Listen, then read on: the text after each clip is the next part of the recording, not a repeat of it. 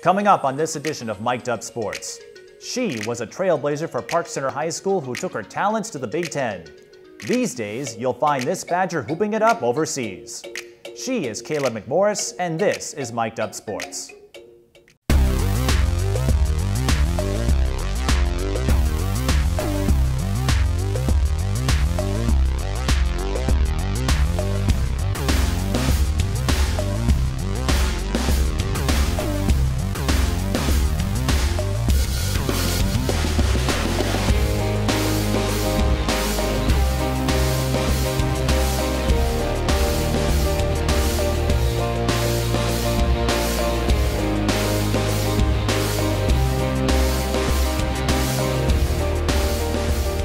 Hello everyone, I'm Mike Eden and this is Mic'd Up Sports, the show that takes you in depth with the people who build our sports community. And Cayla McMorris, our guest, certainly did a lot of building at Park Center in Wisconsin, and now you're a professional overseas. So Cayla, thanks for stopping by before you go back on the overseas road. Yeah, thank you for having me. Happy to be here. So tell us what you've been up to since you graduated from Wisconsin a year and a half ago. Well, I've just been really trying to adjust to like the real world now, like, you know, not really having like a strict schedule, you know, having a coach or, you know, like a trainer on you every day is kind of hard when you still want to play, you know, the sport after college. So like just having to do everything like on my own has been a huge adjustment, but I was fortunate enough to be able to go overseas. My first rookie year, I went to Turkey, left there mid-season, and then went to Sweden where we went to the championship and we ended up taking silver. So it was a great experience, up and downs and stuff, but it's been fun, had a great time. So you've spent a lot of time around this sport, but in my research, I understand you didn't pick it up until the 5th grade. Yes, that's right. What led you to try out basketball, and maybe what helped you get over some of those butterflies when you were a child growing up? Well, believe it or not, I used to be a dancer. I did ballet, tap, jazz, everything you can name. And I did that for a while, probably since I was like 5 years old. But my dad grew up playing basketball and my brothers, so I just wanted to try it one day, and I had some really close friends and at elementary school that played basketball. They played like BPAA, local league, and I just wanted to try. I'm like, Dad, I want to try playing basketball. And he was like, okay, now if you try this, you got to give it all you got. So I did both 5th and 6th grade, I believe. And then after that, I just fell in love and decided to just stop dancing, wanted to focus everything on basketball. So. What led you to take up dancing as a first activity? I know a lot of basketball athletes, usually their crossover sports are volleyball or softball or track. Not many folks give dancing a try at such a young age. Yeah, well, I'm my mom's only daughter. So for her, she used to be a cheerleader. So she wanted me to do something similar to that. And she was like, well, let's just try dancing. And I didn't really have much say so because I'm like 5 years old, like, you know. So that's kind of how that came about. And it was fun, but it just wasn't something I like really enjoyed and wanted to continue to do. So, yeah. What did you find with the sport of basketball that attracted you to it? What did you love most that led you to get rid of dancing and pick up that round orange ball in 5th grade? Yeah, I would say the competitiveness and just, I guess the nature of just like running up and down the court and, you know, putting the ball in the rim. And I just thought that was like, and like I always wondered how can people do that? How do you shoot something so small into a net? And then I'm just like, once you try it, once I tried it, I ended up being pretty good at it. So I was like, well, it's always better to do something that you're good at too, you know. You always have more fun doing it, so. Are you saying you weren't a good dancer? I was okay, but I wasn't like Beyonce or something. Not many are Beyonce. I don't have a chance. Right. You might have at least a passing shot, but me, no. That ship sailed long ago. I was very, very mediocre. Yeah. What were some other activities that you took part in outside of basketball? I know my sophomore year I decided to try track. So I always end up trying stuff that my friends are doing. I never really want to do it. I'm just like, well, my friends are doing it. You just want an excuse to hang out with your buddies. Yeah. So I did track, hated it. That was probably the only other thing I've done outside of basketball. So. Yeah. What events did you try out for track in? I did the 4x4, the 400, and I did high jump, all in one race. And doing 2 400s in one race, couldn't keep doing that. I'm like, no. Because we didn't have enough runners, really, or girls that were that fast to compete. So. And you were one of the fastest ones? Surprisingly, yeah. I think I almost made it to state. I was like 3rd. I can't remember. This is so long ago, but yeah. 3rd in sections? In section, yeah. Mm-hmm. And just didn't work out, or the thought of wearing yourself out for 2 laps around the track compared to running 84 feet up and down the floor. Right, it's just wasn't your cup of tea. That type of running is like you really have to love running to do track. And basketball is different because there's like you're playing defense, you're shooting, you're doing layups, all different types of stuff incorporated. But track is just running. So I'm like, this is not for me. You get tired of running around in circles, is what you're saying. Yeah. So in the sport of basketball, I read, your father was a big influence. So how did he help mentor you as you were making your way up through the traveling ranks and eventually into the high school ranks? Whew. Man, I have so much love for that man. Like, he's been there for everything. Like, once I wanted to start it, he was my first coach. In 5th grade, we were called the Pink Panthers. 6th grade, he was... Did you have the theme song? Like, was that your starting lineup? You had that? No. Oh, you missed an opportunity. I know, right? Yeah, that would have been So funny. You were saying 6th grade, you were on another team? He's always been a part of my basketball life. Like, just as far as not only being a coach, but training me and helping me kind of, get to the level that, to be able to play at the next level, go Division I. I know there's I went through a rough patch with basketball. This was 6th grade or 7th grade before I joined North Tartan. We were called the Thunder. We beat them.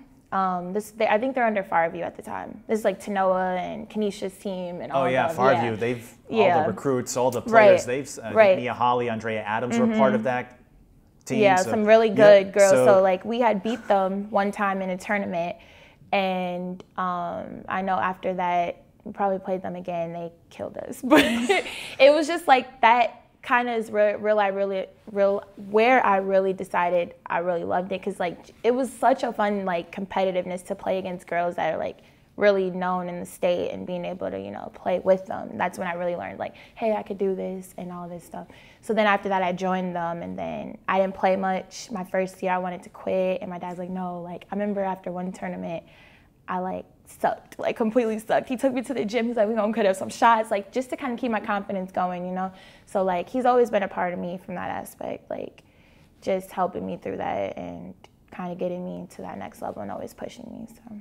Well, Cayla, even in what you would call the sucky stage, I don't think even at your worst, you would still be light years ahead of me. I recall we had the conversation and you were on the floor laughing when I told you about a time I played pickup in college, and that was enough to send you and your North Tartan teammate, Tia Alberts, to the floor. We were covering a Lynx game. Oh, yeah. So, hey, I love to make people laugh, sometimes at my expense. Yeah. Now, I imagine you watched a lot of basketball growing up as well? Who were the players or teams that you idolized as a young basketball prodigy? My favorite player growing up was Candace Parker. When she was at Tennessee, I just enjoyed everything about her, because I would say she could play 1 through 5, to be honest. And she still does. You've seen her with the Sparks. Right. She can. Yeah. So I know in Park Center, I played the 4, sometimes 5. And then I always knew once I went to college, I would end up having to play a wing. So I was I kind of admired her for that, because she could play multiple positions, and that's always attractive to coaches. You want someone that can do almost everything. So that's kind of where I tried to mimic my game after her. I've always been a Maya Moore fan, so I watched UConn a lot when she was there, and Tiffany Hayes and all of them. So those are kind of, I know it's like everyone else's favorite two teams to watch, you know, growing up, but they've had some great players to play there, so I've enjoyed it. They give you plenty of reasons to cheer for them, so what do you think about UConn and Tennessee renewing their rivalry? I think that would be great to see, yeah. Because I have to imagine growing up and seeing them play, can't remember when they ended it. Yeah, right. Was it, I think it was after Pat's or before she passed? It was, I think Pat Summitt was still there, but it was after the whole Maya Moore recruitment. Oh, okay. But for you, being a Candace Parker fan and a Maya Moore fan, when UConn and Tennessee met, you know, when you were growing up, who did you root for? I rooted for individually. Like, I didn't really care who won. Maya Moore scored, yay. Candace Parker scored, cheered for her too. Some friends have told me in that situation they'll cheer for the team that's trailing because they always want the underdog, right? Yeah. So at least you can't go wrong. It's like, all right, come back. Yeah. Now that North Tartan team, you joined them, and I'm thinking of that line: "If you can't beat them, join them." Although you did beat them. But that team, when you got to be a senior, that was a pretty loaded group. I kind of wonder if they ever got together, how fun that would be, because you were on that team. Tia Albert, Alexis Alexander, Tanoa Wade. I think Kanisha Bell was on that group. She was. And then Chase Coley came in there for a year. How fun was that to have all of that talent and just about all of them went D1? Right.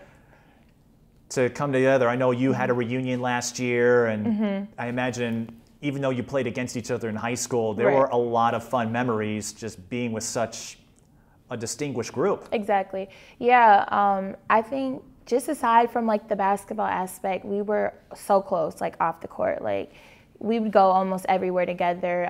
We really definitely built a sisterhood. Me and those girls, like I love them like they're my own sisters, and I don't have any sisters, so that's always great. But yeah, a lot of people wanted us to kind of go to the same school. I know Tia and Kenesha were at Marquette their first year, and I think it would have been great if we all could have like potentially stayed at home and all went to the same school. But you know, our paths are different. Lives, right. Things you know, Chase went to change Iowa, stuff, right? Alexis went to South Dakota. Exactly. But I would have paid. I would have paid to see all of you guys hoop it up together. Right, and I think everyone was happy with their decisions at the end of the day. So it was just nice to be able to play against some of them. Like I played against Kenesha. That's right. She moved to Minnesota. Right, and I played against her. And she was at Marquette, the right? in-state rivalry. Right. And you got to play against Chase. Yeah, I played against Tia, and she ended up going to Indiana, Chase. Yeah, so I mean, just on the court, we might be rivalries, but off the court, we're like sisters. So it's always been great.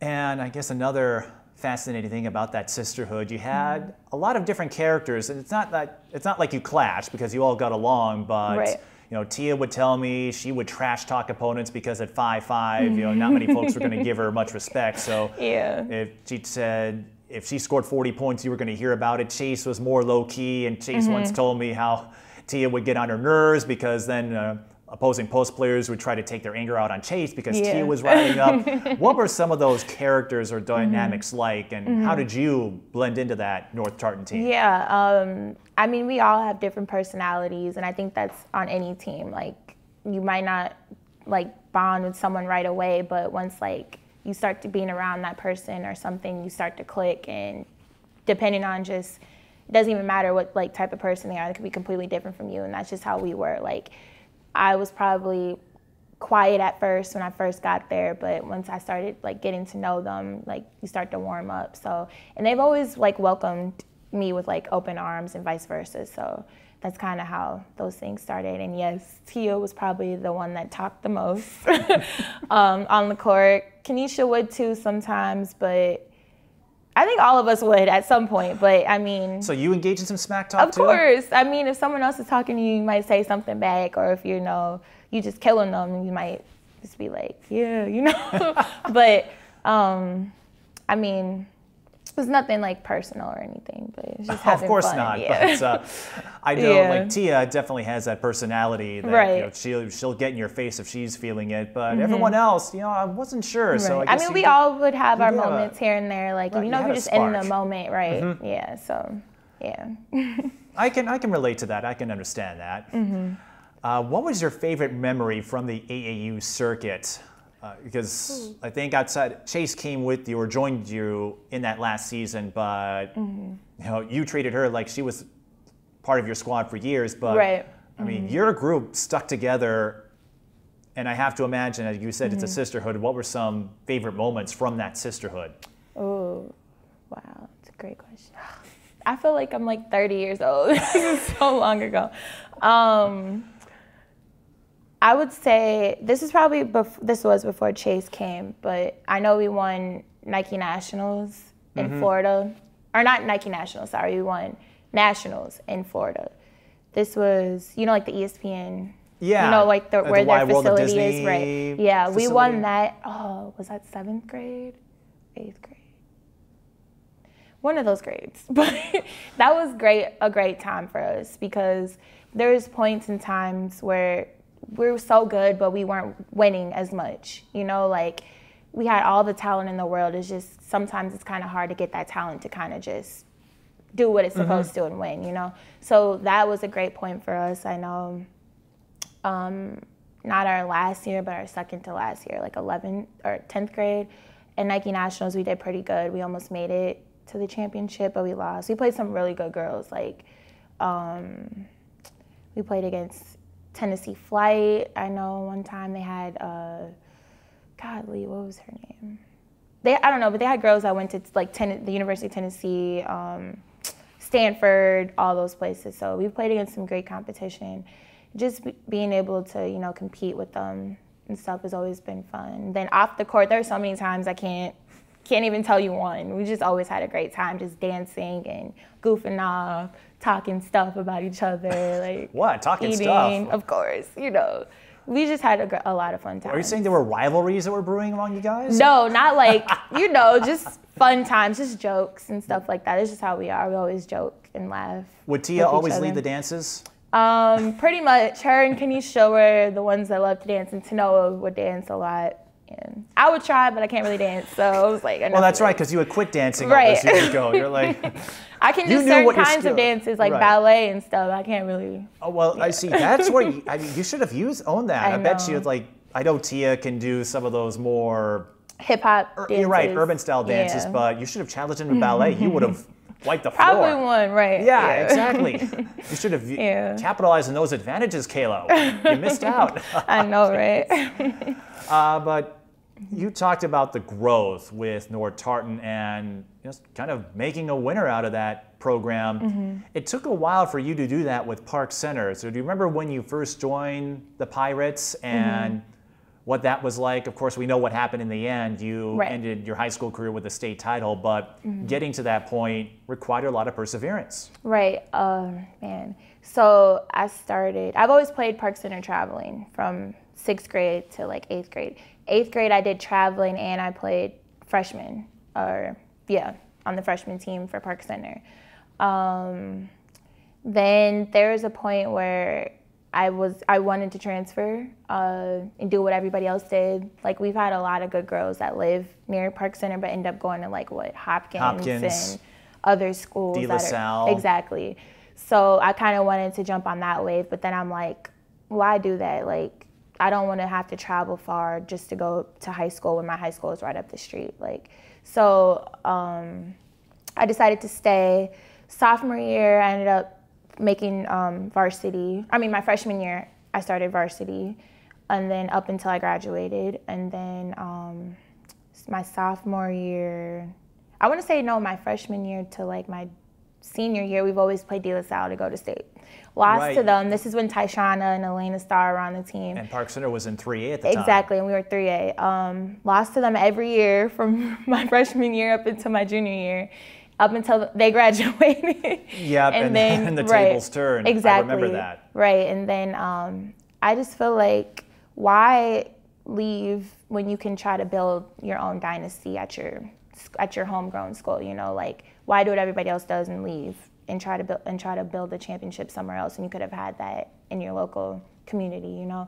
And I think that's what really helped build our community too, and especially for girls basketball, because at the time our boys were pretty good. They had like Quentin Hooker, right? And I think they got back to state a couple of times since that era. So yeah, they've always been in the mix. Right.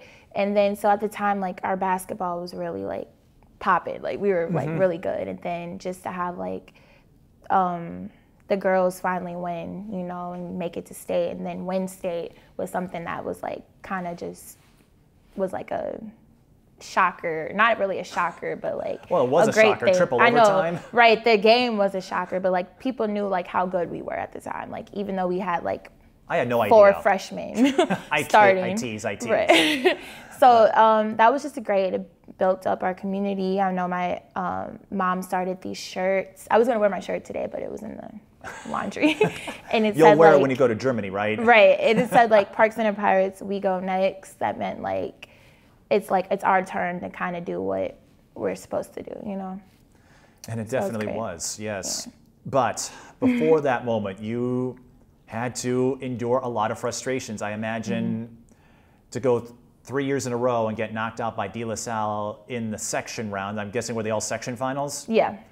So to go through that same path, the same ending 3 times over, how infuriating is that for someone like you? You're trying to build this dynasty, this legacy, and you keep running into that De La Salle bandwagon that right. with Faith Johnson-Patterson and, as you said, Shauna Johnson, Lena Starr, right. Maya Lloyd, I think, was there for a couple of years too. Yep. Yeah, I mean, it was definitely frustrating, you know, to kind of keep hitting that same block over and over again. You're just like, oh, I can't knock it down. But that kind of just gave me more motivation to like keep pushing, keep working hard. So like in the off season, I was in the gym, you know, AAU kind of took my frustrations out during those games, like, oh, I want to win state, like, you know. Did you go up against some of those De La Salle folks in AAU, or not really? No, because they were great played, up. Yeah, they were great up, and they played on the same team. Right. But your competition, I have to imagine, yeah, you did not. The rest of your AAU competition did not want to face right. an angry Cayla McMorris. Right, I could see you. I mean, of course, I was at the time focused on our AAU team and winning there, but I'm just like, kind of couldn't wait for high school to start too some days. So that just gave me more motivation to want to keep pushing and make it to the big stage, the big dance, you know. And I was so thankful to be able to do that. And you lead right into my next question. Senior year comes. Yes, the De La Salle stars of Lena Starr and Shauna Johnson had graduated, but you still had to get that W. As you know, nothing's a given when you get to a single elimination playoff. Right. How relieving was it to finally capture a section title against the school that had sent you home 3 years straight? I mean, it felt amazing. Like, it was just like a huge sigh of relief. Like, I'm pretty sure I cried after the game. Like, cause you know, it's just like you finally made it, basically. I know we didn't like, we still had 3 more games to play, you know, in order to win the championship. But that was just a big, like, milestone to me, like, because we've been losing to De La Salle every year since I've been there. And you've never been to state before. And I've never been to state, ever. So, like, to be able to experience, I've always went to the state games, like, oh, I can't wait to be here. Like, one day I would always watch the teams and be like, that should be us out there, you know? And then we finally got the chance to do it. It was just, like, a dream come true. So you finally get the chance to do it. How nerve-wracking was it to play at the Target Center and Williams Arena? Because again, Park Center had never been there before, and the state tournament experience can be overwhelming for first-time schools. Right. It wasn't, or it didn't do enough to derail your state title, we know that, but how did you handle all of those emotions of going to state and being the center of attention for that week? Well, that's interesting that you brought that up, because there was a time after we won sections to go to state, they were debating on us getting the #1 seed. So that means that we wouldn't have, if we didn't get the #1 seed or the last seed, we wouldn't have played at the Target Center. So I was like, wow, I'm gonna get to state and not even play at the Target Center, you know, like that's something you wanna do because that's where the Timberwolves play and the Lynx play, you know, like you wanna play there. So I was like, are you serious? Like, but then I remember my coach called me, he was like, Cayla, we got the #1 seed. I'm like, yes, like I was so happy. And then we got there, played our first game against Simley? Simley, I almost said Simeon. Simley, yep. Simley. And at one point, you would have thought we were gonna lose that game because we were down by like a good amount, like 10 or 15 at one point, going into like halftime, and I remember looking at my mom and my dad, and they're just like what's going on? But we were always that team that like we always came alive early in the second half. So like once me and basically me and Cayla, they called us like the dynamic duo. Once we got going, it was like, okay, no, there's no backing down. So just being able to win that game, and then our next game against Chase, that was a nerve-wracking, Washburn, that was a nerve-wracking Right, it was game. against Chase, and it was their first time in a long time. Right.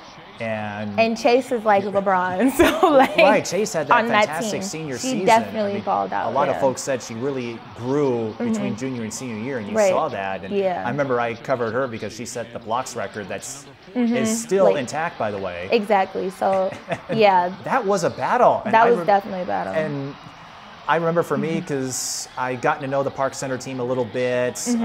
Michaela's mother and I were friends, and I got to know Chase and her dad covering Washburn, and it was hard for me, even as a reporter, because it's like I'm watching two sets of friends fight, and only one's going to get to win. Right. So so I felt terrible for whoever's going to be sent home because you balled out. So going up against Chase and Washburn, that semifinal, what was that like? Yeah, that was a tough game. I mean, they were a good team, but Chase was obviously she was the best player on the team, so we kind of debated on who was going to guard her. I think almost everybody guarded her on the team. you pretty much it was a tough test. 6'3", 6'4". Exactly. So and I remember they were calling the fouls so tight that tournament. And I'm like, I'm pretty sure I fouled out of that game too. I know I fouled out of the state. We final all know. game, right? We all know. Yeah. So that was tough. I know I was in foul trouble, and then that's when Chase really started going, getting off and stuff like that. So that game was just it was us kind of going back and forth, our team, then it was Chase. Us against Chase is kind of what it was. And then the final championship game, that was the most nerve-wracking game of my life I've ever played in. Just not even the fact that I had to watch it.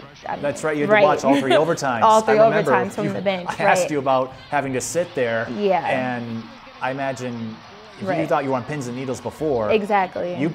I'm surprised you didn't get any gray hairs from those 12 excruciating minutes, and knowing you can't go out there to help out. Exactly, and I'm just I tried to stay as calm as I could because my team was so young. I think me, McKenna, and Hannah I was the only senior on the team. McKenna and Hannah were the only juniors at the time.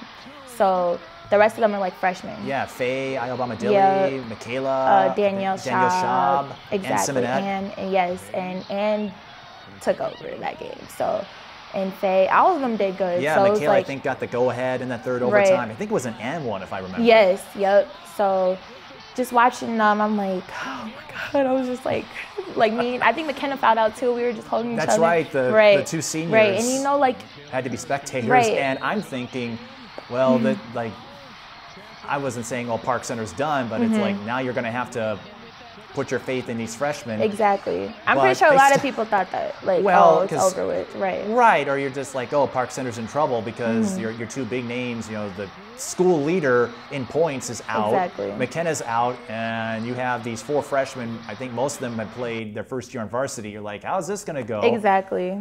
Yeah, so that was tough. Were we in for a surprise? Right, and I know when I fouled out, I couldn't even cry because I'm the game's not over yet. We still have time. Luckily, the girl I fouled missed the 2 free throws. And wasn't it Schaub who got the game-tying bucket in the first and second, or I think in regulation, second overtime? Yep, yeah. So Schaub was the hero twice. Exactly, and I was sitting there just feeling like a proud mom. And I remember as soon as that buzzer rang, I just ran out there, just jumped on everyone, cried. Oh, that was the best feeling. It was, and I remember we spoke afterward, and you told me you felt really awkward. Yeah. You were I was really bad at that interview, and I'm no, you're fine. And because my nerves were so bad. I wanted to bring this up too, because Blake Griffin, he was on Jimmy Fallon's Tonight Show recently, and he spoke about how awkward and how weird it is for players. You're going out there, you're exercising basically for 2 hours nonstop, right? Having to do all the strategy. You had 3 overtimes, and now you have maybe 10 minutes to cool off. Exactly. And then you've got to deal with reporters. Interviews and and sign autographs and put it continue to be happy after the game. Continue to be happy. I mean if you lose though, it's You kind of man, like, okay. I do not want to imagine right. what it, if you if had you lost that and game. you would still get the same amount of like attention. You know what I'm right, trying to say? Like, but you got to deal right. with all of this, and it's not to say you guys aren't media phobic, but right. it is a really odd experience, and you have to understand that these players. You know, have to compose themselves and try to think about the game they just and act played. accordingly, right? I should point out for the historians, Washburn did make state the year before. They lost to New Richland in the semifinals. That was Carly Wagner's senior year as a member of the Panthers. So I don't want historians or those buffs to come after me and write in the comments. So I should point that out. Yeah. But the freshmen, we've been talking about them. You know, those first 3 years, you got a taste. You were right there, and De La Salle shut the door. That next year, you got that infusion of those freshmen. Michaela Hayes, who is now playing D1 basketball. Faye Ayobama-Dilly decided to focus on track, but she was one heck of a beast on defense. Definitely. With that speed of hers. Ann Simonette, three-point range, and Danielle Schaub, just that gritty toughness. I guess kind of like a Tia Albert, not the tallest figure on the floor, but she didn't play like it. Right. How did they make a difference in changing Park Center's culture? I think just their ability to adapt to like adversity to me, like because when you're starting as a freshman, you have so much you feel like you have to prove yourself, you know, because I've told them when I was playing with them, like I was once in your shoes, like don't feel like because like you might not be the best player on the team or you might not be the fastest, the best defender or anything like that. There's always gonna be something that you're good at though. Try to focus on that and try to bring that every time to the table, you know, every time to the game. So that's kind of like, they were one of the most like observing and they listened well too. Like they took in information or they were easy to talk to. So kind of just going off that, I think that's what led them to like, just to like, me, I've always like kind of set the bar high too for them, like because I was a captain and I was the oldest on the team, so I kind of had to teach by example, you know, lead by example too. So like them being able to see that is kind of what brought the next championships that came along too. I feel like just Marshall being there, being there the once year. And having that feeling, being able to do that again, right? So I think that's what really kind of helped build the culture, and the fact that they all decided to stay too was great. So. And even when they moved up to 4A, they won section for a few years. Of course, 4A is a lot tougher because you've got to go up against the likes of Hopkins and Eastview and the big names. But I'd say that state title really put a spotlight on this program. Exactly. And you were solid. We know that. But winning that first one, you know, even though it's been a few years since they've won a state title, they've been a competitive team year in and year out. You know, with that the group of freshmen that became seniors, they helped Park Center win sections in 3 and 4A. And now, I don't know how much you follow the prep scene, but Adalia McKenzie, Tanae Griffin have taken that mantle as the next generation of Pirates players. So I don't know how much you like it, people tooting your horn, but you started a movement at Park Center. Thank you. Thank you. And speaking of that movement, you did a lot of moving in terms of your floor work because, as we noted earlier, you still hold the school record in scoring. How did you develop your game as a prep player to give yourself all those opportunities to put up points? Just, you know, staying committed and staying in the gym. Like, there's times you're gonna have to sacrifice hanging with friends or, you know, doing things that you really want to do. But if you really love the sport that you play, you have to be willing to make those sacrifices. So there's times where I could have went out to the movies or go to the mall and stuff like that. But instead, I decided to just, you know, go to the gym. And I'm thankful enough that I had my dad in my life to be able to push me too and, you know, be that, you know, kind of factor for me. So I would say, like, you got to put in, if you want to see results on the floor, you got to be able to put in the work off the court. So a lot of things that I was able to accomplish weren't given to me. I had to work for them. So that would be a word of advice too to other people, like, not everything's going to be handed to you. And you got to be able to put the work in to accomplish the things that you want most. Right, and you spoke about how your father introduced you to the game of basketball. How has that relationship as father and mentor, how has that evolved over time? Of course, you're both adults, but I still see him tweeting support every time you get a new overseas contract or another, birthdays or big, big things in your life. Right. How has that evolved over time, and how would you say the relationship with you and your father in the sport of basketball, how has that grown? It's definitely it's always been there once, ever since I've been playing basketball, obviously. I know, like, once I went off to college, you the distance can be a factor, like, as far as not always him being there at the gym with me all the time, like, I'm kind of having to, like, do things on my own more, like, work out on my own or work out with a coach or something like that. So he's always been a big support in my life. Like, he'll come to a lot of games. I know there's times he drove down for a game the day of, drove right back after the game. In college? Or? Yeah, in college. So, like, I mean, the drive is only 4 hours, but, working the next day, right? Oh, so, it's not that far, but yeah, that's a lot. And I think, both he and your mother, I understand, they came out to Turkey to support you this past they did. winter. Yep, so they even came to Turkey to a game. They would have came to Sweden, but I was only supposed to be there a few months, but we still kept winning, so. That's the price you pay for winning. Right. But Germany, they plan on coming, so that would be nice. I think that just speaks volumes to how much they love me and how much I love them and how much support they're giving me, so. It's been great. Well, props to them for continuing to support you and willing to travel halfway across the globe to watch you get buckets. Right. I think I remember you even went by the nickname McBuckets for a time on social media. That was one of my friends in high school. He gave me that name. The football. I mean, you got buckets all the time. It's a perfect, seamless, rolls off the tongue. Yeah, thanks. I think they also call Cayla McBride that. Just the Mick, that's our names. Has anyone called you Cayla McBride by mistake? Yes. You wanna know what's crazy? My coach from college, Coach Sip. Jonathan Sippis. Yes, because he coached her at Notre Dame. He was an assistant, so he was like, "I'm sorry." So he was the one who called you McBride? Yeah, he called me Cayla McBride one time. Oh, and man, I'm like, that's great. She's a great player, so yeah, I'll be her for the day, But yeah, so I've been called back before. So.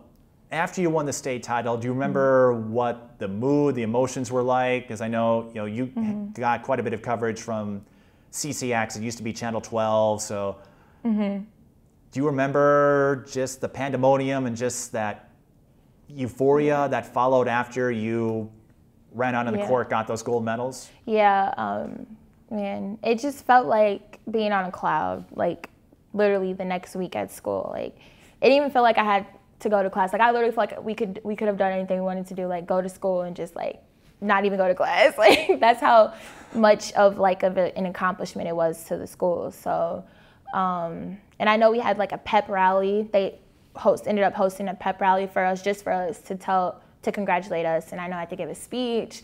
I was so nervous, but do you remember what you had to? Do you remember what you said in that speech? I know I just thanked them, and I think I cried a little bit. And I was just like, we've been wanting this forever. Like, people like talk down in Park Center all the time, like, oh, like, you guys aren't good at football, basketball, anything, and it was just great to finally. Not anymore. Right, and I'm just like, they can't say that anymore, and everybody was just cheering and was just like, happy for us. So that was a great time. Yeah. Do you remember when you got your first college offer? As you spoke about your college coach, Jonathan Sippis, we know you went to Wisconsin, but do you remember the first call or the first letter you got from a D1 school asking you to come play?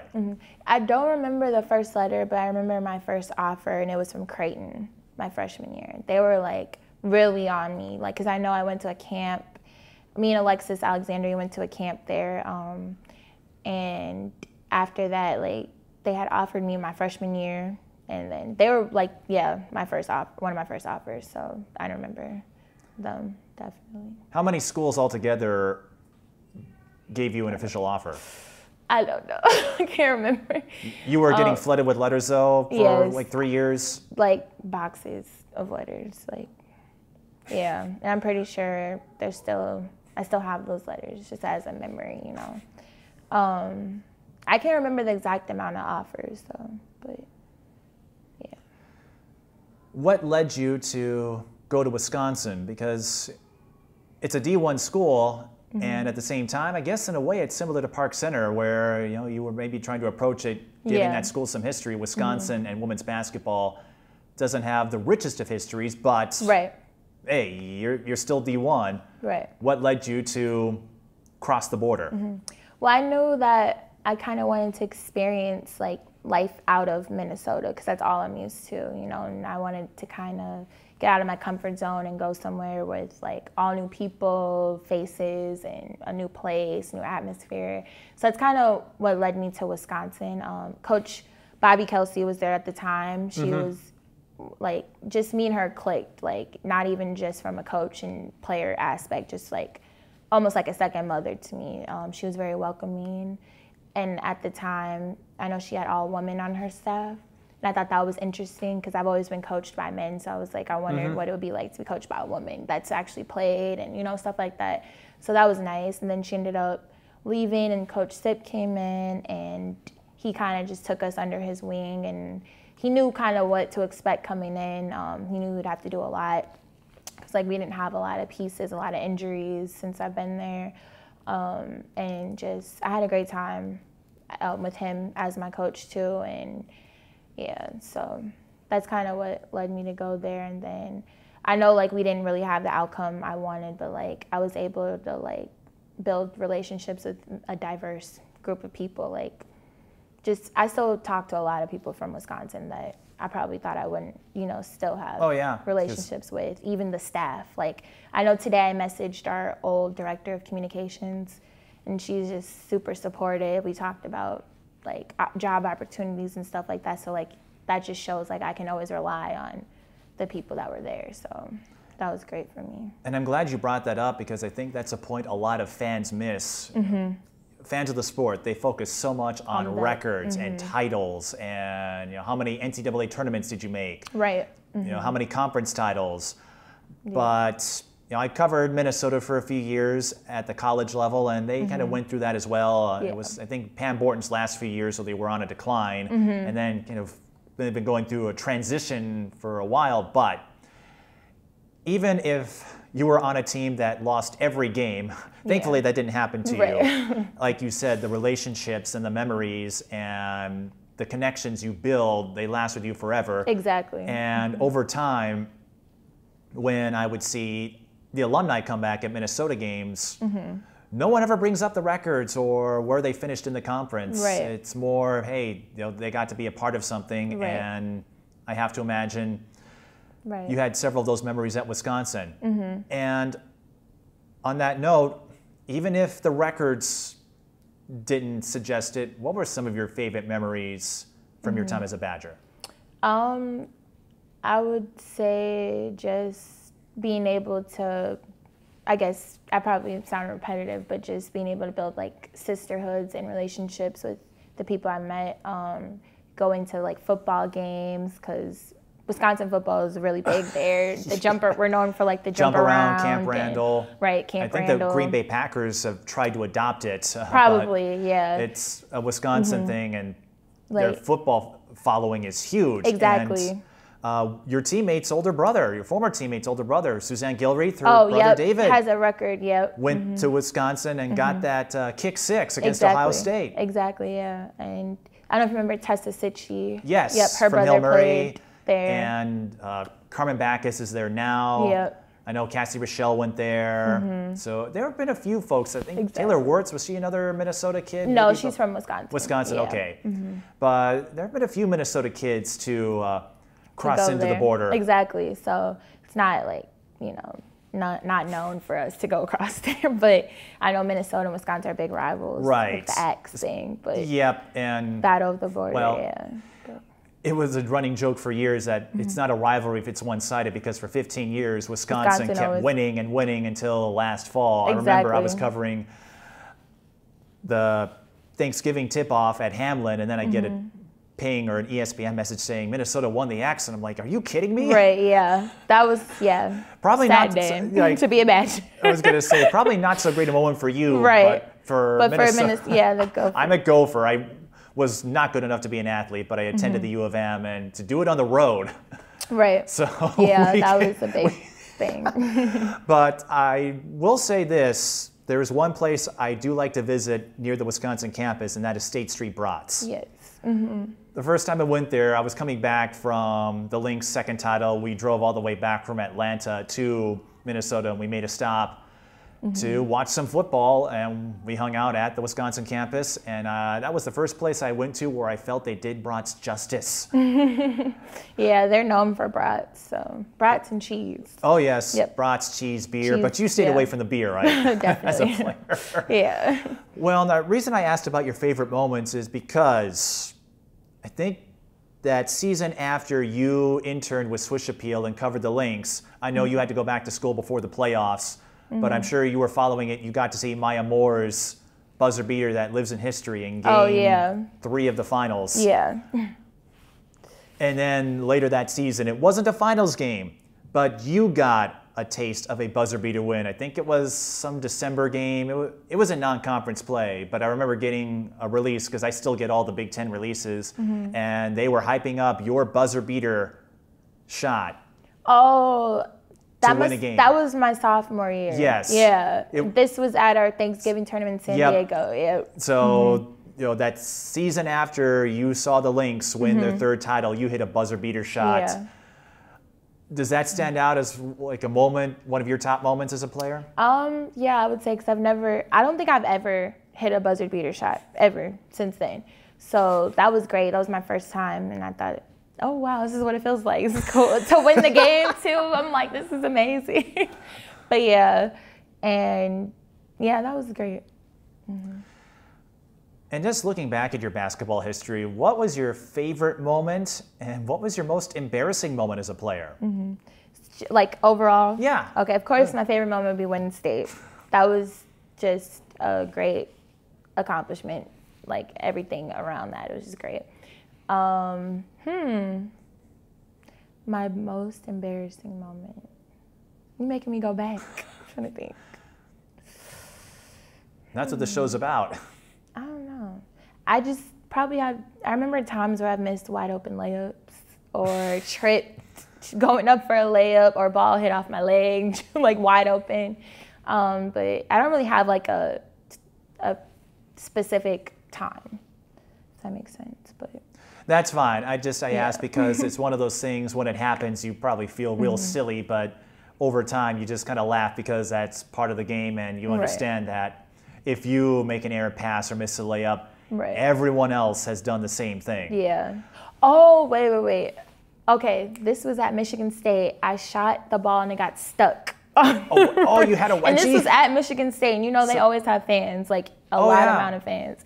And this was like, I want to say my sophomore year or freshman year. So your first year? Yeah, I think it was my freshman year. And I was like, because at the time I really wasn't playing that much. I probably averaged like 10 minutes a game. And I got in, my first shot, got it stuck in the rim. Yes, everyone was like, like laughing. I'm like, this is embarrassing. Yeah, that would be it. And I understand it. It's a more common situation in the women's game because the ball is an inch smaller than the men's. It's not like it happens all the time. But I've seen it happen. And you're not going to make every shot. I mean, you understand shot trajectory and you've got a good form. I mean, we know that because otherwise you wouldn't have gone to Wisconsin. But, you know, even in the pros, they have a wedgie. On that note, too, I'm trying to remember when they made the changes to the women's game going from halves to quarters. Did that take place when you played? From what? Sorry. When they changed the rules in the women's game to go from halves to quarters. Oh, halves to quarters. And then just adopted rules to mimic the WNBA. FIBA, the FIBA rules. Because I'm trying to remember. I think that happened when you were playing as my sophomore year. I think that happened. Yeah, because I know my junior year we changed to Under Armour because there was like so much changing happening. Oh, I suppose with apparel deals. Yeah, my sophomore year we changed to quarters, and then the year after we went to Under Armour. Yeah, that was a hard time, but.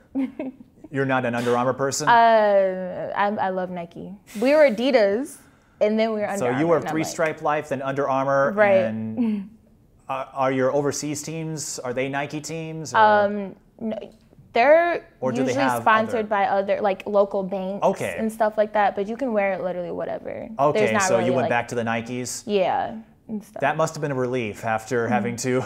But I do like the Currys. I do like his shoes. I'm not gonna lie about that. But how is your shoe game?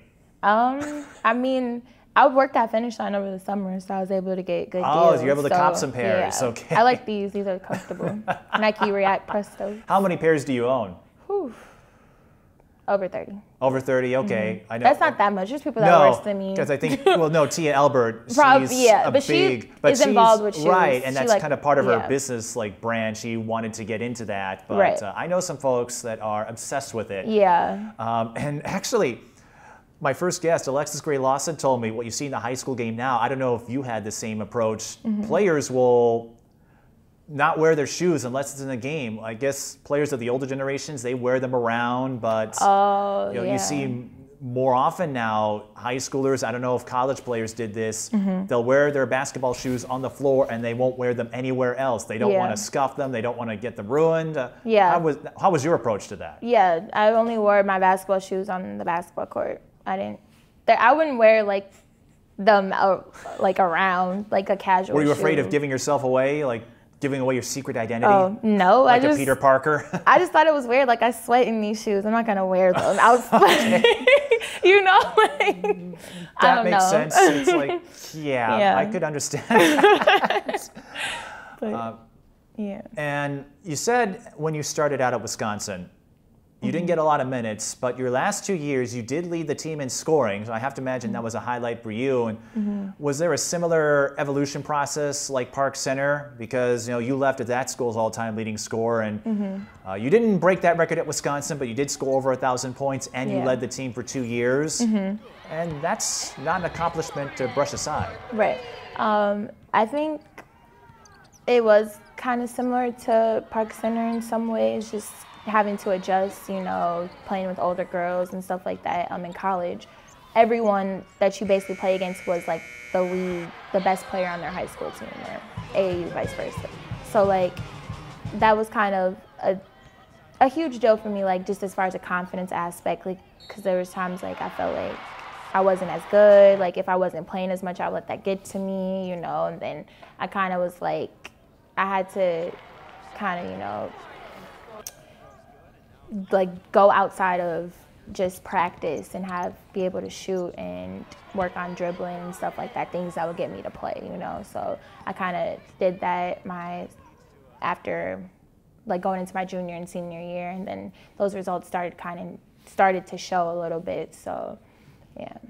And how did you handle the change in rules where you went from halves to quarters, you could advance the ball in a timeout, and how long did it take for everyone to adapt to it? I know it was kind of hard to remember that the rules had changed when it first happened for us, just as far as the timeouts and stuff of being able to advance, and we'd be like, wait, we just had the ball down here, now we got it over there. It was a huge adjustment, but I think that made the game more fast-paced and more competitive, because you can do things similar to the league, right, where you're trying to go. So it was that was fun. And with the WNBA and all the overseas leagues, I was glad that they changed the procedures to create a better alignment, because when you play internationally, whether it's the junior tournaments or the Olympics, you're playing, it's under more uniform rules now. Right. And I think it just speaks to the level of influence the NBA and WNBA have had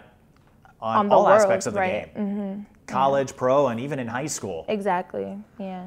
Because they play quarters in high school, or no? Do they? Minnesota, they still play halves. Oh, they still play halves. We're still waiting for a shot clock. Oh, okay, that's what it is. Some state, Wisconsin actually is going to add a shot clock this next season. Oh, yeah, wow. And there are some tournaments that will try it out at places that have shot clocks installed. How big of an adjustment was that for you, going from high school where you could hang on to the ball as long as you liked, as long as you didn't have a 5-second call, to college and now overseas where the shot clock. You have a shot clock. How did that suit you? I still struggle with that sometimes. Even overseas, I'm it's 10 seconds left and people are counting down. I'm like, wait, what's going on? Then I'm like, oh gosh, I gotta shoot. But I mean, you start to learn you start to adjust with stuff like that. So it's not that hard to, you know, adapt to. So. And of course, you graduated from Wisconsin. What was your degree in? Communications. Communications, and right away you took the overseas path. So when you graduated from Wisconsin, what kind of offers or opportunities did you have, and what led you to try out being a professional overseas? Well, I always knew I wanted to play at the next level after college. So, so that was kind of where my mind was set on. I wasn't really worried about getting a job, a real job, you know. Not, I'm saying like a job outside of basketball. You're getting paid for your right, but I'm so saying it is like, a job. Yeah, it's a job you love doing, but yes, don't sell yourself short. That is a real job.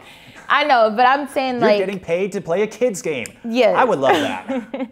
Okay, but I take that back. But I'm saying like something involved with what I majored in. So I decided that I wanted to try overseas, and I liked it. So I'm gonna keep playing as probably for a couple more years or so. I know I did an internship with WNBA Insider once I graduated. That's right. Over the summer I did that. So that I was bummed when I didn't see your articles this past season. Yeah. It seemed like you were really coming into your own after being in the shadows with Swish Appeal. Right. So I decided to just, you know, kind of focus on just working out and training. So. Is that something you see yourself? Would you like to be a reporter or a broadcaster? I'm still debating on what I really want to do. I know I kind of want to get involved with like teaching or coaching too. So I have a lot to think about. Yeah. Well, it's not a race. What was the biggest adjustment to going overseas?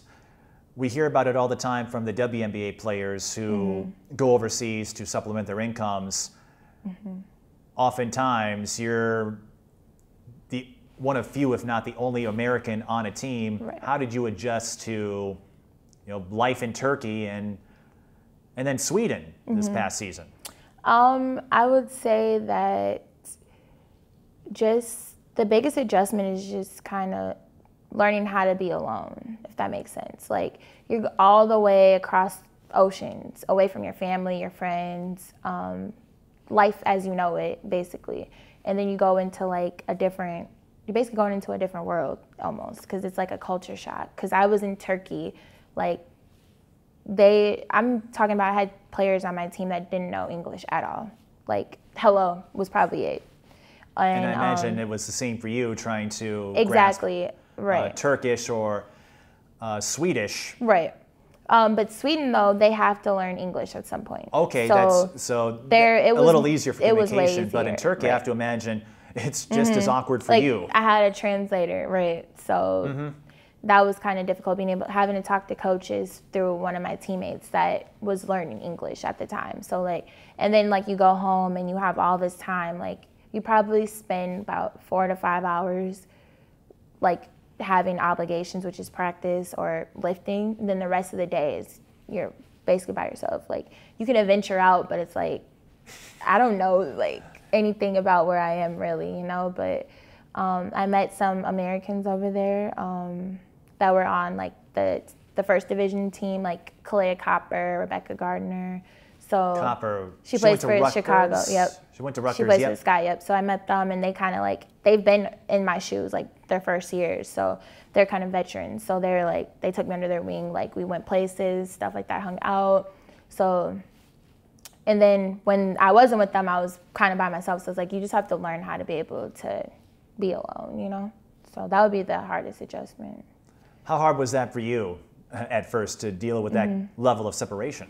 It was hard. I was on FaceTime a lot. I know my phone bill was a lot. My mom was like, this is ridiculous. How much of your contract was spent on your phone bill? Well, they don't really pay for that, but yeah. So I did spend a lot of times on the phone or just watching Netflix. But if you, like, I'm telling you, if you really love basketball, you have to really love it to go that far. That's what I would say. And you spoke about getting to play against some familiar faces in Sweden. I think you got to play against Chase Coley one more time. I played against her, oh my gosh, every level of my life. That's right, high school, college, and pro. Right, AAU, high school, college, yeah, pro. So It was fun. We killed her team, so that was fun. How surreal was it? Because I know Chase went overseas, and there's so many overseas leagues that maybe you don't expect to face off against somebody you know. So when you found out that you're going to go, if you found out that you're going to go against Chase again, how surreal was that? It was so surreal. It was so much fun. Like, I suppose, well, it was for you. You beat her team. Right, but even before then, she came, like, when I first got there to come, like, say hi to me and stuff like that. I think her dad gave me some stuff for her, so she was able to grab that because she was only, like, an hour from me. So we hung out a few times before her team ended up leaving because their season was over with. So it was great to be able to have a familiar face there. So. And I know you teased about it, but for you, it may not be a WNBA title, but how exciting was it to be part of an extended playoff run in your first season as a professional? Because I know you were looking into some stuff, and then you were telling me, I'm still here, we keep winning. Yeah. But, I mean, it's a good problem to have, and I have to imagine it was cool for you to make a deep run and get the silver medal out of it. Yeah, it felt like a WNBA playoff or NBA. Like, we did like the best of 3, then we did the best of 5 and the best of 5. So that was pretty cool. Like, I'm talking about, there's times we just would fly there, play, fly back the next day, not practice, and then play a game. Like, that was different to me, but I enjoyed that too because it was like, it just felt like that playoff type of aspect, so, or league type of aspect. So that was fun, and I had a great time, and I was so happy to be able to continue to play and experience that because not a lot of people get to, you know, make it to the championship. Like, we could have won the whole thing, you know, but even getting second was a lot, even for the program I was playing for, because no one thought that our team would have made it that far because we were playing against Euro Cup teams. So, like, so and you were the Euro Cup Cinderella teams. team? Yeah, definitely. So it would like have Park been Center great. all over again. You took a team Exactly. that no one expected to go far. Exactly. Yeah. I still think that we could have won it, but, you know, just it was a lot of wear and tear too on your body just playing all those games. Well, how, of those series, did you play like the max, or how many games did you have to play? We played the max, our first playoff game, our first playoff team, I mean, and then we ended up winning 3 straight against the second round, and then the third round we won the first game and lost the second 3 or 2. I always get confused. It would be 3. You have to win 3 games, right? But we lost the next 3. Yeah. So you held your own. Right. At least you didn't we get gave them a good run because that team, swept. like, they were like killing people the whole entire season, like by like 30 points almost, and like we beat them one time. So, hey, I'm like, no one else could claim that, right? At least it wasn't 3-0. You beat them one time, right? Right. 3-1. But. So they had to earn it, right? What were some of your favorite places to visit in Turkey and Sweden? Turkey, I think Istanbul was like one of my favorite places to go to because that's where like the sea was. I think the Mediterranean or whatever sea is over there, or the Black We need to pull Sea. up a map. I don't know.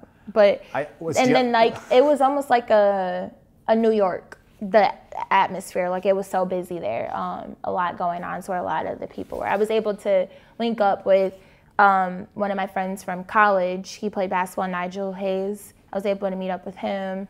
So that was nice. And then I ended up becoming close with another girl that we have the same agent, and she was in Turkey. So I would meet her there because she was in Istanbul.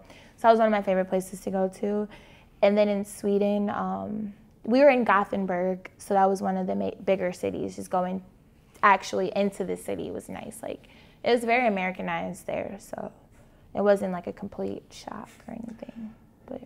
And what led you to this new league? Because you're leaving us once again in a few days to start the next part of your career in Germany. Right. How does that work? Because I know that happens a lot. You know, WNBA players are usually able to hang around with one organization, but those on the cusp, they move around. So what led you to Germany, and what are you excited about the opportunity to visit another new country?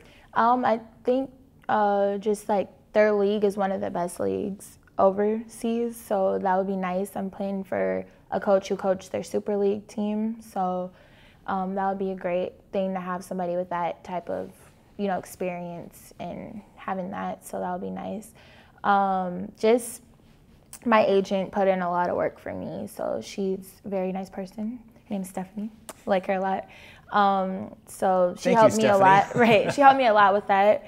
I think, yeah, a lot of, as you said, a lot of players do jump from league to league. I think, like, you have to really kind of, like, prove yourself a lot, especially your first few years, to be able to stay in the same place every time. You know, when you go back, like, that's how you see a lot of veterans that's, like, been in, like, Israel for, like, 10 years, stuff like that, because they've been building up their resume. So, but yeah, I think it'll be a great experience. One of my former teammates, Marsha, will be there. Marsha Howard, she played at Wisconsin.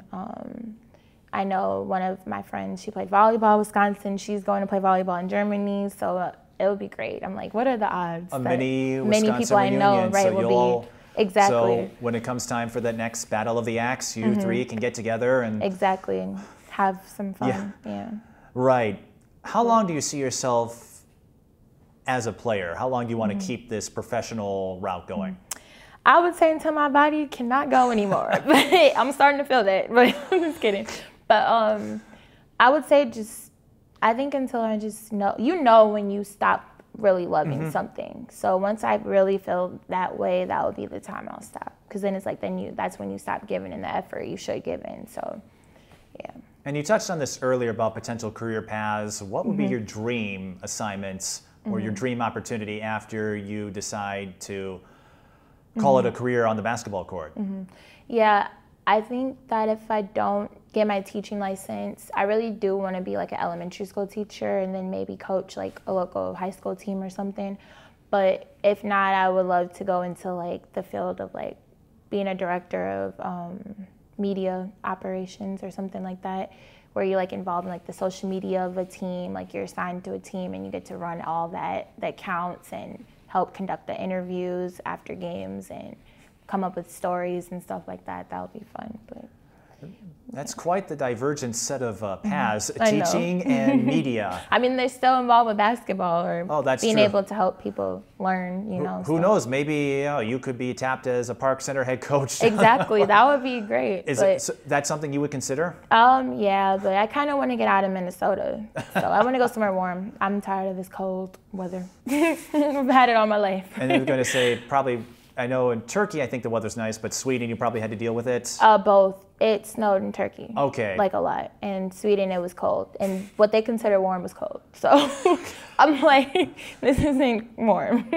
No wonder why you're switching to Germany. Yeah, I would love to like move like to the south or West Coast area. Well, Tia might have a hookup for you in Dallas. I know she's down there now. Yeah. Maybe she can find you a place. Right, yeah. And speaking of Tia and all the folks you've had a chance, who was your favorite player or players, plural, to go alongside with that you played with, and who was your favorite player or players to go against? I think, I played against most of them in high school. I didn't get to play against Maddie Lee. She went to Maranatha. But I played against Maddie, I remember her. She was on the team a few years back, though, before Chase came, I think. But I would say the ones I played against, really, they're all great competitors. We've always brought it to each other when we played because, it's like that's someone you know. So it's like you always play harder, I feel like, when you know the person. But yeah, I wouldn't say I have a specific person, but they're all like my sisters and they're all great competitors. So especially when you had to go up against some of them in North Tartan. And I was wondering, if there was someone you didn't play with too. So it's like it could be anybody. If there was a player you had to face, right? That you were just like, man, she's good. I want to beat her. I think maybe it would have to be either Chase or Kanisha because I played against them the most. So it was like every time either we would exchange amount of wins or either Chase would always beat me and then I finally got to beat her or vice versa. So like them two would probably be the two I would say that were the hardest or most challenging players to play against because I've always played against them. So, yeah. And I'm trying to think of all the players from Minnesota you had to go up against that Right. you either played with, against in high school, or heard about because it's a big community. Of course, that North Tartan team, Yeah. Kanisha, Tia, and Chase, having to face them, Right. once or twice a season. I think Mia Holly, you had to go against her a couple of times in college. Oh yeah, at Michigan State. I mean, because yeah. you were in separate classes, but I Right. think that you two knew of each other, and then you had Yeah. to go up against her at Michigan State, and Yeah. then. So I played against a lot of people from Minnesota. Yeah. And then, as we said earlier, Suzanne Gilreath, Courtney Fredrickson, you got to play alongside them. So Right. you got to, I guess, shepherd part of that next generation of folks. And Yeah. so how cool, what does that say about the state of the sport in Minnesota, where so many folks like yourself are able to go Division I Right. and continue the game? And we've even seen a few turn pro with Taylor Hill, Rachel Banham, Right. Kanisha Bell got to play with the Lynx for a little while. It's a huge step forward compared to where the sport was, maybe 10, 20 years ago. Right. I think that a lot of people overlook the state of Minnesota, especially when it comes to like basketball. I think like if you go like down south, or like I know like some of our AAU tournaments like in like South Carolina or Florida, and you say like you're from Minnesota, like what, Minnesota? And then it's like then we get to play, and then they're like, oh wow, like they can ball up there, you know. Yeah. So like, and not just from like the women's aspect, the men's aspect. Tyus You look Jones, at right, Trey Tyus, Jones. you look at all of them. So it's like I think. Cole Aldridge, you could been- go back a few years. Exactly. You can go back, like Royce White, all of them. Yeah. Like players. We've had some great players come out of Minnesota, so it's like it's great to see Jalen people. Suggs now. Right. Yeah, and Paige Becker and all of them. So it's like it's nice to see these like people continuing to put Minnesota on the map. So it's like you can't really say much like about us not having great players, So I think that that's a great thing for us to be able to do that. And how gratifying is it for you to be a part of that movement? Maybe you didn't get the first round draft pick. Maybe you're Right. not remembered as much as Whalen or Banham, but Right. you got to establish a legacy at Park Center. People will forever remember what you did for that program. You got to play at Wisconsin. You got your college paid for, Exactly. basically. How gratifying is it, though, to be a part of that movement where you can say, I was part of this troop that helps put Minnesota basketball on the map? Yeah, I think it's a huge thing to be able to say that you were able, to accomplish those things, because it's like you have all these people that look up to you and look at you as like a role model, and you being able to like continue to progress and continue to push forward and not give up on things, because when things get tough, of course, your first thing to do is like, oh, I want to quit. Like when we weren't winning at Park Center, I wanted to transfer, but I didn't. When we finally won, I ended up going to college. I didn't play a lot as much as I wanted to. I wanted to transfer, quit basketball. Then once you keep like showing that you can get through adversity, a lot of people look up to that, and then that's kind of how a lot you start to get those accolades, and like people start to respect you a lot more. So I would say like I think that's been a huge thing, and I love that I could be remembered by that. Like I remember one day I was at the gas station. It was funny the way this lady said it, but she was like, "Aren't you that light-skinned girl that plays basketball?" I'm like, "Yeah," but I'm just like, I didn't play for Park Center for like almost 6 years now. Like, and it's so nice to have people still kind of remember you as that. I mean, of course, the light skin, whatever part was like, yeah, okay, like but that. Well, just to that's know, a whole like, other just story. I was like about a mile away from my house, and people like still kind of remember you for that. Like that just speaks volumes to like what pushing through and through adversity can do for you. So. Well, so did I, because there was maybe a moment or two where I would want to say Cayla McBuckets, because that's what you did. That whole light skin thing. I mean, that would be a whole nother show you and I could get into about that. Right. But I understood the intent. And speak about that. Like you said, you got recognized. How did you handle maybe that celebrity status at Park Center and at Wisconsin, where you have all of these kids, whether it's your younger classmates at Park Center or all of the fans who would show up to Kohl Center at Wisconsin, and no matter what the record was, there was always somebody, I imagine, who was looking up to you. Right. I know, like you kind of mentioned what Blake Griffin brought up about like having to do interviews after a game or something and stuff like that. But it's like God puts you in that position for a reason. Like he wants you to be able to shine a light on others and like people that, like I remember one time, I think my sophomore or freshman year, like having players that are fans that considered me to be their favorite player. And I'm like, I don't even play that much. Like, you know, and it's just like, that doesn't matter. Like, people admire you for being in the position that you're in, just to show them that you could be a woman playing basketball and going to college and getting a degree. So it's like, and go pro. Exactly, and then go pro. So it's like, I can't ever like be mad or never have a smile on my face when I see that, no matter what the outcome of the game was. So I think it's a great thing. You know the mantra, bet on women, and I'm certainly not going to stop doing that. And then Right. Sounds like teaching is your first choice for a career, and I guess how would your role model status evolve over that? Because especially if you go into elementary education, Right. None of the kids you would see would remember what you did as a player, but Right. once again, going back to shepherding that next generation. Yeah, I think that's just a great way for you to continue to teach and kind of show people like being a great influence on others. Like that's just another way for me to be able to do that aside from basketball. So I love that part of like showing others and leading by example and helping other people out. So I think that would be a great thing. I know younger kids can kind of be hard to deal with, but I think they're very impressionable at that age. So it's like you kind of can show them like, this is not okay or this is okay, or show them like, hey, look what women can do, and like you can be whatever you want to be, like they're still at that age where they think the sky is the limit. So I think that's kind of why I want to teach elementary school. And with your history of perseverance, as you talked about, I think you even said around 7th grade you were having second thoughts about playing. You stayed with it and got all these opportunities. I'm sure you'd be able to relay that, whether it's Right. teaching, coaching, whatever you do, to those younger kids that might go through a similar hurdle in their life. Definitely, yeah.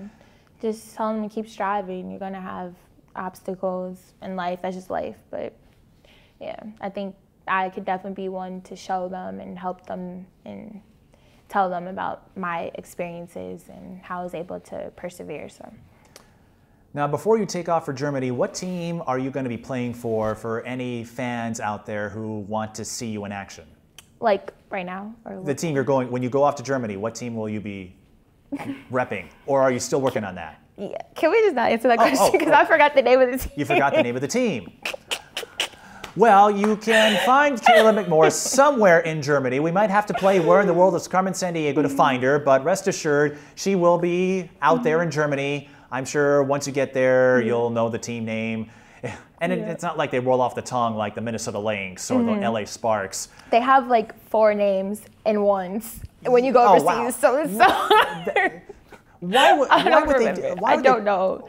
Do they like watching the rest us Americans suffer? But some of it is like their native language, so it's Right. It's probably a German name, so but it's probably just one name to us, So I had it. It's on my phone. No, that's okay. And I was going to say, just quickly too.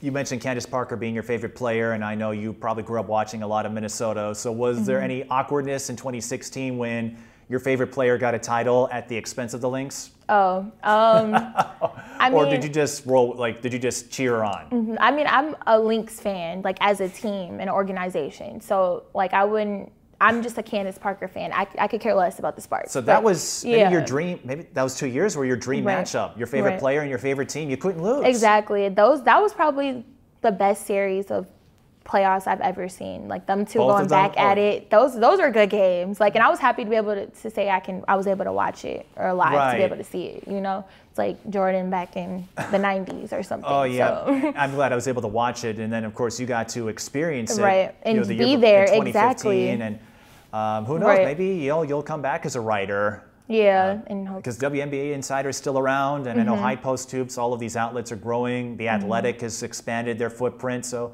maybe there is some room. In fact, I even know a couple of teachers who also do some writing and reporting on the side, so maybe there is a way to weave them all together. Yeah. But I agree with you. I'm not sure anything. I'm sure something will, because every time you get a new season, something new comes up, but it's going to be hard to top that 2-year finals history between the Lynx and the Sparks. Yeah. And just those epic photo finishes. Yeah. I remember both Game 5s, and 2017, that was quite the storybook ending in a way. Waylon gets a title at the building where she's a household name. Williams Arena's packed, and you couldn't, if you wrote that script in the movie, people would scoff. It's just one of those things. Well, Cayla, thanks for taking the time to enlighten us on what you've been up to since your playing days, and we certainly wish the best of luck as you head off to Germany and continue your work as a pro. Thank you. Appreciate you having me here. That's Cayla McMorris, and again, you'll see her in Germany, and wherever she ends up, I'm sure fans in Minnesota and beyond will keep tabs on you. Certainly a great story, and we're glad you got to share it with us. Thank you. So that's Cayla McMorris, and that wraps it up for this episode of Mic'd Up Sports. For our entire crew, I'm Mike Beaton. Thanks for watching.